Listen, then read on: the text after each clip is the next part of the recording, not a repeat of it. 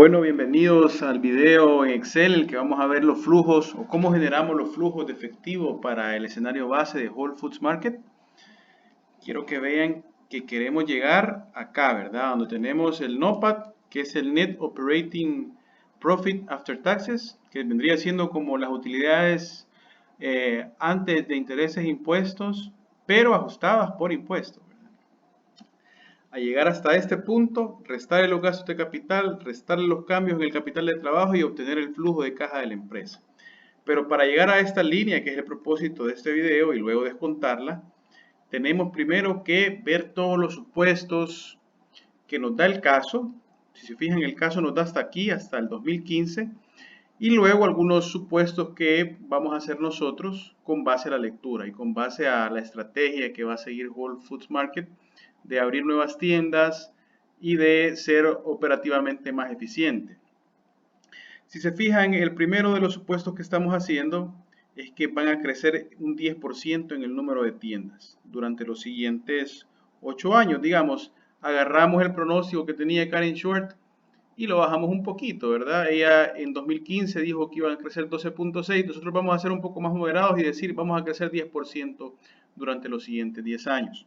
Luego tiene el crecimiento en ventas, si se fijan, también lo estoy moderando un poco. Ella dijo que en 2014 iba a ser 11.1, luego 2015 14, nosotros lo estamos dejando en 12 para 2016 y luego lo vamos disminuyendo poco a poco hasta llegar a 8. ¿Por qué lo vamos disminuyendo? Porque estamos conscientes que somos una empresa que, si bien es cierto, ha venido creciendo y va a seguir creciendo, el crecimiento, la tasa de crecimiento como tal, tiene que ir disminuyendo, porque obviamente estamos esperando que entren nuevos competidores, por un lado, y dos, nosotros mismos vamos a ir saturando el mercado, ¿verdad? Entonces, es mentira que vamos a que una empresa pueda sostener un crecimiento de 12% durante 10 años. Y luego, si se fijan, ya estamos colocando la tasa de crecimiento estable, que para este escenario base la vamos a dejar en 3.4%. Aquí está el crecimiento de la economía, ¿verdad? Y la inflación. Entonces, ¿por qué hemos escogido un pronóstico o por qué vamos a hacer flujos para 10 años? Porque, digamos, nosotros en nuestro supuesto estamos, digamos, estableciendo o suponiendo, perdón que repita la palabra, que vamos a tener una fase de 10 años en la que vamos a crecer arriba de la economía, pero luego, como cualquier otra empresa madura, vamos a comenzar a crecer con la economía y este estado estable, son estos 3.4% que tenemos aquí. Luego en el margen EBITDA, si se fijan, Karen pronosticó 9.4 y 9.8 para el 2015. Nosotros seguimos con un número parecido, ¿verdad? Pero lo vamos suavizando otra vez, por la misma razón que suavizamos las ventas, ¿verdad? No vamos a tener los mismos márgenes ahora que tenemos esa ventaja competitiva, sino que estamos diciendo, vamos a mantener esa ventaja, pero vamos a ir perdiendo de a poquito esos márgenes. Y acuérdense, este es el escenario caso base, donde tenemos una asunción muy alegre ahorita, ¿verdad? Pero luego en el otro escenario vamos a tener una asunción, digamos, no tan alegre como la que tenemos ahora, que va a ser cuando comencemos a disminuir este crecimiento en el margen año con año. La tasa impositiva la dejamos igual, 39%. La rotación de activos, si se fijan, va subiendo de a poquito. ¿Y por qué? Porque estamos comenzando a hacer tiendas más pequeñas. Entonces nos estamos volviendo más eficientes. Piensen eso, tiendas más pequeñas, tenemos una prioridad de volvernos más eficientes, deberíamos manejar mejor el inventario y eso se debería ver reflejado en nuestros activos corrientes. Luego tenemos rotación de pasivos corrientes que dejamos igual. Luego tenemos la propiedad, planta y equipo neto por tienda. Si se fijan, va disminuyendo desde el 6.7 que dejó Karen Short hasta un 5.4. ¿Por qué va disminuyendo la propiedad, planta y equipo por tienda? Porque estamos haciendo tiendas más pequeñas. Esa es la suposición. Y luego la depreciación y amortización anual por tienda también va disminuyendo por la misma razón. Tenemos tiendas más pequeñas, entonces la depreciación debería ser más pequeña también por tienda, ¿verdad? Luego, con esos supuestos, podemos calcular el número de tiendas, que si se fijan no es más que multiplicar la anterior por el crecimiento, ¿verdad? Estamos multiplicando, este 495 viene de multiplicar 450 por 1 más 10%, que es el crecimiento anual que va a pasar en el número de tiendas. corresponde a nuestro supuesto. Lo mismo para las ventas. El anterior por el porcentaje de crecimiento en ventas. Luego tenemos un EBITDA que va a ser las ventas por el margen EBITDA, ¿verdad? Estos son las ganancias antes de impuestos, intereses, depreciación y amortización. Eso es el EBITDA, ¿verdad? Luego al EBITDA le quitamos la depreciación y amortización que calculamos. Primero veamos cómo calculamos la depreciación y amortización, que es simplemente multiplicando el número de tiendas por la depreciación y amortización anual por tienda, que es uno de los supuestos que tuvimos, ¿verdad? Entonces tenemos la depreciación y amortización y ahora sí podemos llegar a las utilidades antes de intereses e impuestos o el EBIT, que es simplemente quitar del EBITDA la depreciación y amortización. Le quita las dos letras finales y el EBITDA se convierte en el EBIT. Ahora vamos a calcular los activos corrientes, que es simplemente dividir el número de ventas, que sería la I-17, entre la rotación de activos corrientes. Y aquí le quedan los activos corrientes. Esta rotación fue un supuesto. Las ventas las calculamos a partir del supuesto de crecimiento en ventas. Podemos calcular los activos corrientes. ¿Por qué estamos calculando los activos corrientes? Porque queremos calcular el capital de trabajo neto. ¿Por qué queremos calcular el capital de trabajo? Porque queremos calcular la diferencia en capital de trabajo que va a ir en nuestro flujo, ¿verdad? Todo tiene una razón de ser en esta tabla. Entonces, luego vamos a los pasivos corrientes, que es multiplicar. Bueno, primero tenemos que hacer una diferencia, ¿verdad? Tenemos que restar de la I-17, que son las ventas, el EBITDA, y a eso lo dividimos entre 10.5, que son los pasivos corrientes. Luego tenemos esa diferencia, ¿verdad? Activos corrientes menos pasivos corrientes. Y tenemos ¿cómo se llama este? La propiedad, planta y equipo neto, que sería multiplicar el número de tiendas por la propiedad, planta y equipo neto por tienda. Y ya tenemos la propiedad, planta y equipo neto, que vendrían haciendo nuestros gastos de capital. ¿Por qué estamos calculando la propiedad, planta y equipo neto? Para calcular los gastos de capital que vamos a meter en el flujo. Igual el capital de trabajo neto lo hicimos para calcular la diferencia entre cada uno de estos. Esto nos va a servir después. Y si se fijan, bueno, el EBIT, bueno, eso lo voy a explicar de último. Lo vamos a dejar de último. Ahora podemos calcular los ingresos por tienda, que este era uno de los supuestos que dejamos en los slides. Si se fijan, que iba a pasar de 37 a 35. Y este número viene de dividir el H17, que serían las ventas, entre el número de tiendas. Eso también fue a partir de los supuestos que lo calculamos.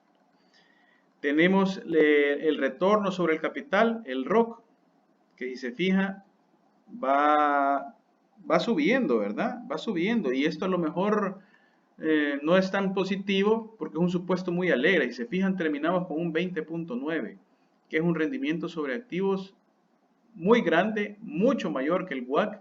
Entonces, es un supuesto muy alegre que vamos a tener que venir a revisar después, ¿verdad? En el siguiente escenario. ¿Y cómo lo calculamos? Multiplicamos el EBIT por 1 menos H10. H10, acuérdense, era la tasa impositiva, entre H25, que es la propiedad, planta y equipo neto, más H24, que es el capital de trabajo neto. O sea, usted está sacando como cuál es el retorno sobre el capital que usted está utilizando. El EBIT, quitándole los impuestos, entre el capital, el de trabajo neto, más la propiedad, planta y equipo. Así está calculando usted el ROC. La rotación del capital de trabajo la obtenemos dividiendo H17, que son las ventas, entre el capital de trabajo neto. Y la rotación de la propiedad, planta y equipo. Bueno, y aquí podemos ver que la rotación del capital de trabajo neto va subiendo. Si se fija, nos estamos volviendo más eficientes. Y eso es acorde al supuesto que hemos hecho. Y la propiedad, planta, la rotación de la propiedad, planta y equipo también va subiendo y se debe a lo mismo. Nos estamos volviendo más eficientes, estamos haciendo tiendas más pequeñas, estamos suponiendo que vamos a ser operativamente más eficientes, y estos dos indicadores nos muestran eso. Ahora tenemos como los dos supuestos, bueno, de los dos supuestos importantes para nuestro cálculo. El primero es el crecimiento en estado estable, que lo sacamos suponiendo que va a haber un crecimiento, el crecimiento de la economía más la inflación, y la tasa de descuento, ¿verdad? Que esta la calculamos como el WACC, pero como no teníamos deuda, es simplemente el CAE. Si utilizamos aquella fórmula del CAPEM. Bueno, y ya con todo esto, ya podemos calcular, hacer nuestro flujo de caja, ¿verdad? Primero calculamos el NOPAT, ¿verdad? El Net Operating Profit After Taxes, que es un EBIT ajustado por impuestos. Es simplemente multiplicar el EBIT por 1 menos la tasa impositiva. Luego tenemos el gasto de capital, que es ir restando, la propiedad, plantilla y equipo neto del año anterior. O sea, el año 2 menos el año 1, el año 3 menos el año 2. Y así vamos obteniendo el gasto de capital, lo que vamos a invirtiendo, digamos, en propiedad, plantilla y equipo. Es una forma de ver. Luego tenemos los cambios en el capital de trabajo neto, no, en el capital de trabajo, perdón, y es lo mismo, ¿verdad? Tenemos el capital de trabajo y vamos restando el anterior. Si se fijan, es simplemente ir restando la I de la H. I24 menos H24, y así ustedes van obteniendo el capital de trabajo. Y luego simplemente hacen esta resta, ¿verdad?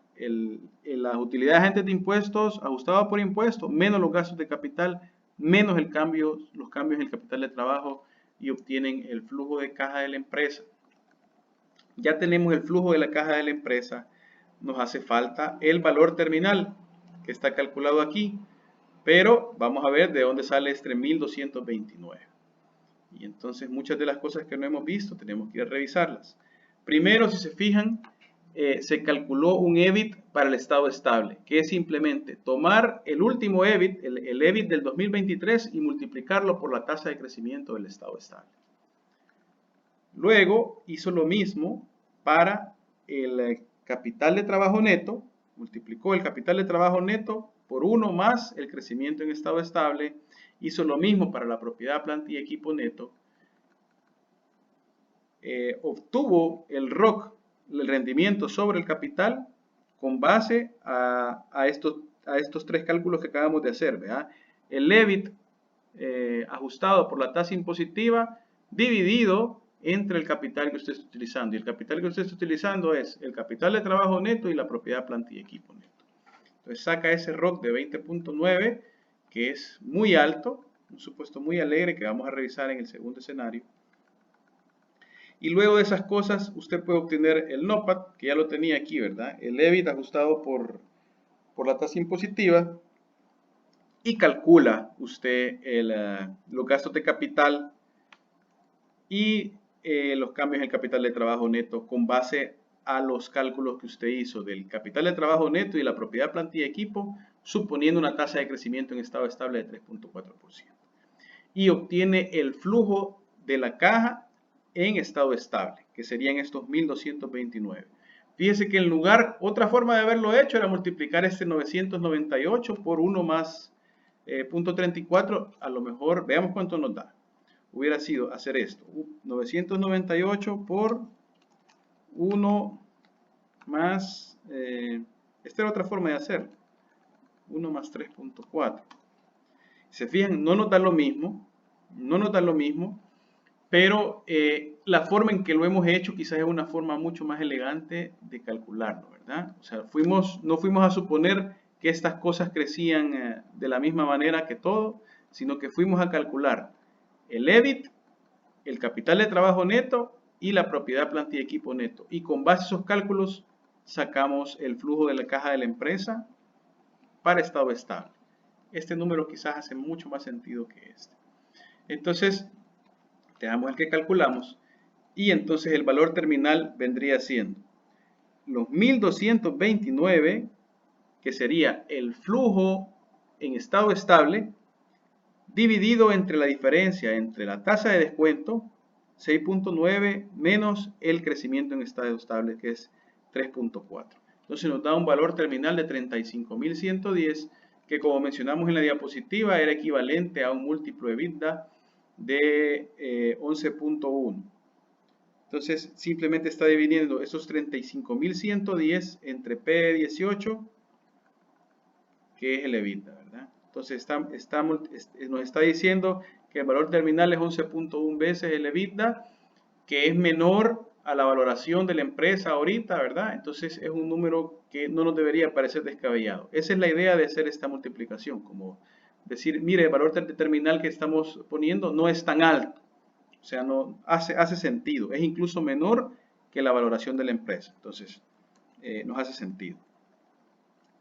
Luego tenemos el valor presente del flujo de caja, que es simplemente descontar los flujos de caja de la empresa en los 10 años que obtuvimos a la tasa de descuento, que es 6.9, y traemos el valor presente, traemos el valor terminal al presente, ¿verdad? Lo descontamos por la tasa de 6.9, 10 años.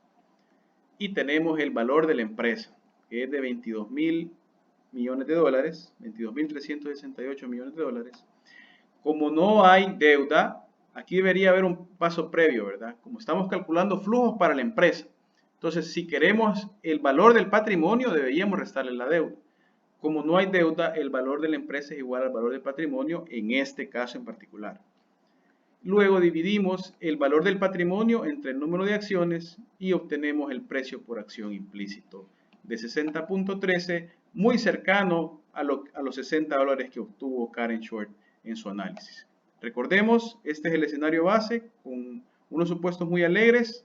Luego vamos a ir a revisar un escenario con decrecimiento en el margen EBITDA.